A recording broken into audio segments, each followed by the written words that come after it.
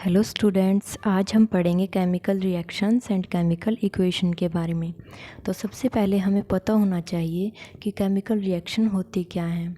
जब एक या एक से ज़्यादा सबस्टांस मिलके कन्वर्ट हो जाते हैं किसी थर्ड सबस्टांस के अंदर विद न्यू प्रॉपर्टी, तो उसको क्या बोलते हैं हम कि केमिकल रिएक्शन हुई है। इसके डेली लाइफ में हमें एग्जाम्पल देखने को मिलते हैं। नंबर फर्स्ट, जैसे हमारे घरों में होता है formation of curd. Formation of curd में क्या होता है, जो हम मिल्क कन्वर्ट हो जाता है दही के अंदर, तो वो क्या हो जाती है, केमिकल रिएक्शन। सेकंड नंबर पे हम देखते हैं rusting of iron. Rusting of iron में क्या होता है, जो लोहा होता है हमारा, उसको वाटर की प्रेजेंस में उसके ऊपर क्या हो जाता है, रस्टिंग हो जाती है, उसके ऊपर जंग लग जाता है, तो वो क्या होती है, केमिकल रिएक्शन।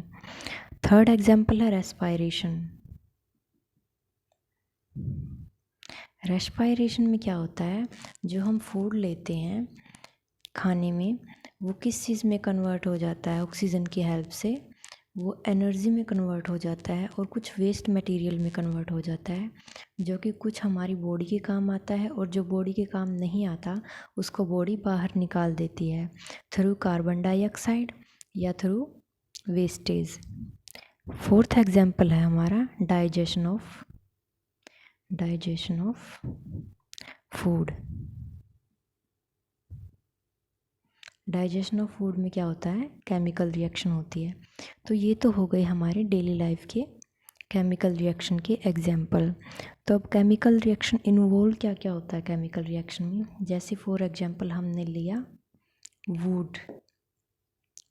वुड किस चीज़ में कन्वर्ट हो जाती है जलने के बाद, ऐश में, प्लस हीट देती है, प्लस वाटर वेपर देती है, वाटर वेपर प्लस और क्या देती है, लाइट देती है। तो ये क्या हो गया, क्या क्या चेंज आया वुड के अंदर, स्टेट में चेंज आया, और क्या चेंज आया, कलर में चेंज आया, और क्या आया, टेम्परेचर में चेंज आया, और क्या आया, गैस में चेंज आया। CO2 गैस भी तो देती है, गैस में चेंज आया। तो केमिकल रिएक्शन के अंदर चेंजेस होते हैं, जैसे स्टेट में चेंज होता है, कलर में चेंज होता है, टेम्परेचर में चेंज होता है और गैस में चेंज होता है। ये हर एक सबस्टांस के हिसाब से अलग अलग होते हैं। प्रीवियस क्लासेस में हमने पढ़ा था, जैसे हम मोमबत्ती लेते हैं, जलती हुई मोमबत्ती लेते हैं, थोड़ी देर बाद क्या हो जाता है, ये पिघल जाती है। यहाँ हमने क्या देखने को मिलता है, इसकी स्टेट में चेंज आया है और क्या मिलता है, गैस निकलती है, वाटर वेपर मिलते हैं, और क्या मिलता है, लाइट मिलती है, हीट मिलती है, और क्या मिलता है, कलर मिलता है। तो ये हमारे कुछ डेली लाइफ के एग्जाम्पल हैं, जिसमें हमें केमिकल रिएक्शन के बारे में पता चलता है कि क्या क्या चेंजेस होते हैं स्टेट में। अब हमने जिंक को लिया फर्स्ट सबस्टांस और सल्फ्यूरिक एसिड को क्या लिया, सेकंड सबस्टांस। ये किस में कन्वर्ट हो गया, zinc sulphate plus hydrogen gas के अंदर। तो जो ये पार्ट होगा रिएक्शन का, इसको बोलेंगे हम रिएक्टेंट, और जो ये पार्ट होगा उसको बोलेंगे प्रोडक्ट।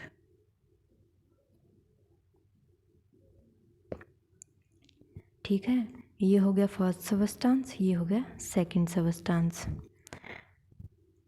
अब क्या होगा, अब इसको लिखेंगे केमिकल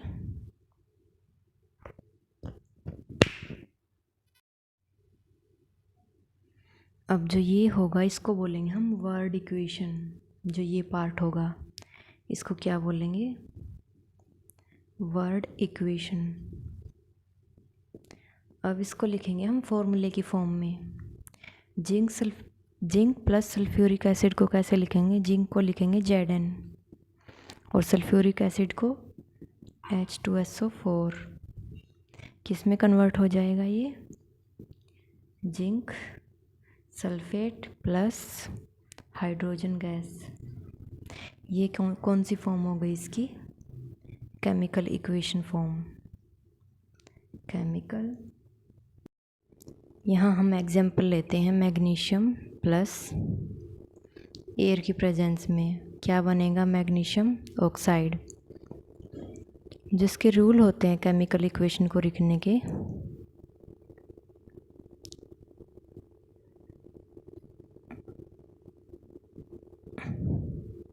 नंबर 1, जो हम रिएक्शन लेते हैं उसको सिंबल की फॉर्म में लिखते हैं, ठीक है। दूसरा, रिएक्टेंट और प्रोडक्ट के बीच में एरो का निशान ज़रूरी होता है। थर्ड वन इज, जो दोनों के अंदर कंजर्वेशन ऑफ मास होता है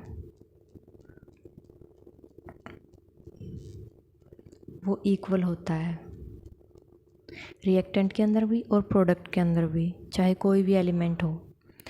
और जो नंबर ऑफ एटम है दोनों के अंदर इक्वल होने चाहिए।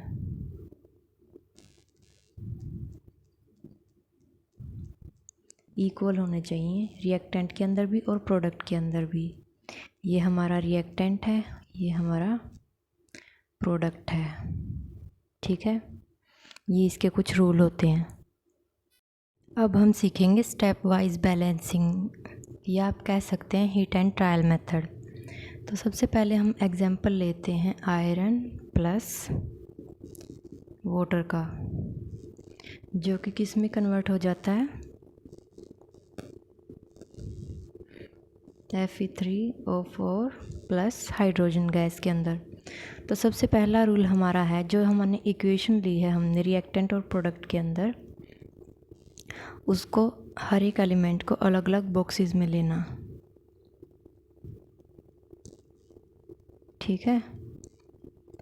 सबसे पहला रूल है ये आप इसमें लिख देंगे कि बॉक्सेस में लेना, ये आप लिख लेना अपना। और सेकंड रूल क्या है? इनके अंदर जितने एटम हैं एटम को काउंट करना। इसके अंदर कितने हैं? आयरन के अंदर 1, वाटर के अंदर कितने हैं? हाइड्रोजन के 2, ऑक्सीजन का 1। इसके अंदर आयरन के 3, ऑक्सीजन का 4, हाइड्रोजन के 2, ठीक है। ये रिएक्टेंट है, ये प्रोडक्ट है। इसके अंदर आयरन के, वाटर के, हाइड्रोजन के, ऑक्सीजन के। रिएक्टेंट के अंदर कितने हैं? आयरन के 1, हाइड्रोजन का कितना है रिएक्टेंट के अंदर? 2, ऑक्सीजन का कितना है रिएक्टेंट के अंदर? 1, और प्रोडक्ट के अंदर कितना आयरन का?